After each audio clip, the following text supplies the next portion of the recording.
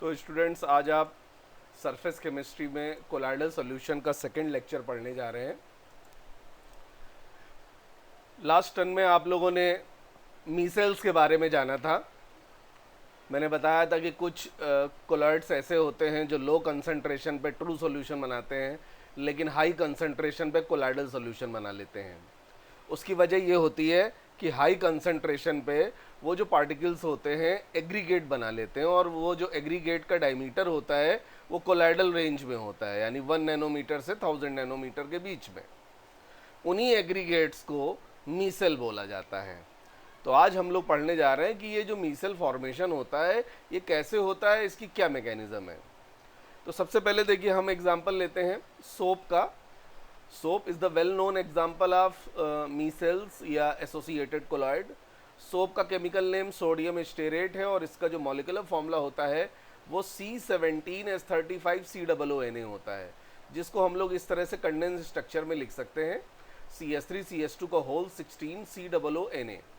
अब इस फॉर्मूले को, इस स्ट्रक्चर को अगर हम ध्यान से देखें तो ये जो CH3CH2 का होल 16 है, ये एक एल्काइल ग्रुप है, नॉन पोलर एल्काइल ग्रुप।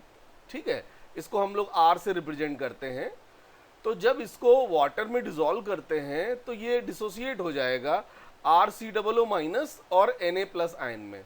तो ये जो सोप का एनायन है इसको हम दो पार्ट में डिवाइड कर सकते हैं। पहला पार्ट है R मतलब वही CH3CH2 को होल 16, इसको हम लोग टेल कहते हैं। और क्योंकि ये नॉन पोलर है इस वजह से ये हाइड्रोफोबिक होता है। हाइड्रोफोबिक का मतलब है वाटर से दूर जाने वाला, वाटर के साथ कोई बॉन्ड ना बनाने वाला। आप तो जानते ही है कि वाटर पोलर होता है, और पोलर पोलर के साथ ही इंटरेक्ट करता है। तो क्योंकि ये जो R है एल्काइल ग्रुप, ये नॉन पोलर है, इस वजह से ये वाटर के साथ कोई इंटरेक्शन नहीं करेगा, और इस वजह से इसको हाइड्रोफोबिक बोलेंगे। हाँ, जो सेकेंड वाला पार्ट है COO-, वो हाइड्रोफिलिक होगा, क्योंकि उसका पोलर नेचर है। अब क्यों पोलर नेचर है COO- का? क्योंकि कार्बन और ऑक्सीजन की इलेक्ट्रोनेगेटिविटी डिफरेंट होती है, तो इस वजह से डिफरेंस ऑफ इलेक्ट्रोनेगेटिविटी की वजह से वहाँ पे पोलैरिटी आ जाएगी। तो ये जो COO- है ये पोलर नेचर का है, और इसी वजह से ये हाइड्रोफिलिक है। हाइड्रोफिलिक मतलब वाटर इसको अपनी ओर अट्रैक्ट करेगा। तो जब हम सोप को वाटर में डिसॉल्व करते हैं, ये जो RCOO- है ये सोप सॉल्यूशन की सरफेस पे इकट्ठा होने लगते हैं। जैसा कि आप यहाँ पे डायग्राम में देख रहे हैं कि ये जो स्टेरेट आयन है ये ऊपर है, इसकी जो टेल है ऊपर है, टेल यानी R, और ये जो माइनस है यानी COO- ये वाटर की ओर अट्रैक्टेड है। ठीक है, तो इस तरह से यहाँ पे RCOO- का अरेंजमेंट हो जाता है। R staying away from water, ये जो R है वो वाटर से दूर होगा और सरफेस पे रहेगा, जैसा कि फर्स्ट फिगर में दे रखा है। और ये जो COO- है ये वाटर के अंदर रहेगा, क्योंकि COO- हाइड्रोफिलिक है। ठीक है, ये तो बात होगी बेटा लो कंसंट्रेशन की।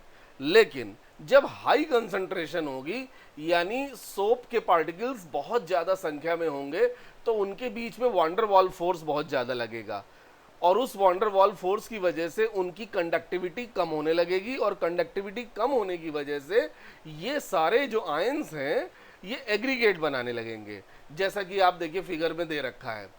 और जब ये एग्रीगेट बनाएंगे तो जैसे स्फेरिकल शेप का अगर एग्रीगेट बना रहे हैं, तो इसमें जो R होगा ये पॉइंटिंग टुवर्ड्स द सेंटर होगा।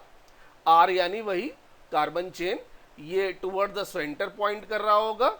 और जो COO- है ये स्फीयर की सरफेस से बाहर की ओर होगा। ये देखिए, ये COO- है, क्योंकि ये हाइड्रोफिलिक है तो ये बाहर की ओर है, क्योंकि बाहर आपको वाटर मिलेगा। और ये जो आप देख रहे हैं इस तरह से कार्बन चेन यानी एल्काइल ग्रुप, ये टुवर्ड्स द सेंटर पॉइंट कर रहा है। तो इस तरह से कई एनायन मिलके एक स्फेरिकल एग्रीगेट बना लेंगे, जिसे हम लोग यहाँ पे आयनिक मीसेल बोल रहे हैं। राइट।